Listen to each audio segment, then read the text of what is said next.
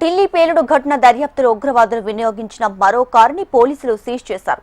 ఎర్రకోట దగ్గర ఓ కారులో పేలుడు జరగగా మరో కారుని కూడా ఉగ్రవాదులు వినియోగించినట్లు గుర్తించారు పోలీసులు. దాంతో అనుమానిత కారు కోసం గాలింపు చర్యలు మొదలుపెట్టారు. రెడ్ కలర్ ఎకో స్పోర్ట్ కారుని వినియోగించినట్లు నిర్ధారించిన పోలీసులు దేశంలోని అన్ని బోర్డర్లు చెక్ పోస్టులను అలర్ట్ చేశారు. 5 బృందాలతో గాలింపు చేపట్టారు. హర్యానాలోని ఖాందావాల్లో పార్క్ చేసినట్లు గుర్తించి సీజ్ చేశారు.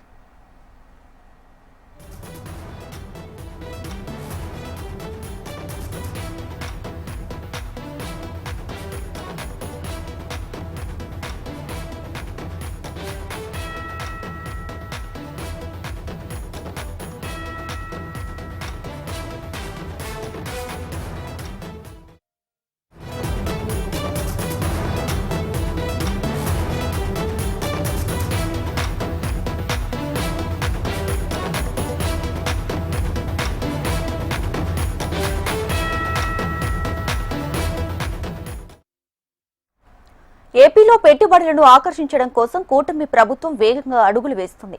ఈ నేపథ్యంలో సర్కార్ మరో కీలక ప్రకటనకు సన్నద్దమవుతుంది. ఏపీ ఐటీ మానవ వనరుల శాఖ మంత్రి లోకేష్ ఎక్స్లో చేసిన ఓ పోస్టు రాజకీయ పారిశ్రామిక వర్గాల్లో చర్చకు కారణమైంది. 5 ఏళ్ల క్రితం ఏపీని విడిచిపోయిన ఒక ప్రముఖ సంస్థ మళ్లీ తిరిగి రావడానికి సిద్ధమవుతుందని మంత్రి లోకేష్ ఎక్స్ వేదికగా వెల్లడించారు. దీంతో ఏ సంస్థ రానుందని ఆసక్తి ఏపీ వాసులు నెలకొంది. రేపు ఉదయం 9 గంటలకు వివరాలు అందిస్తానని లోకేష్ ప్రకటించారు.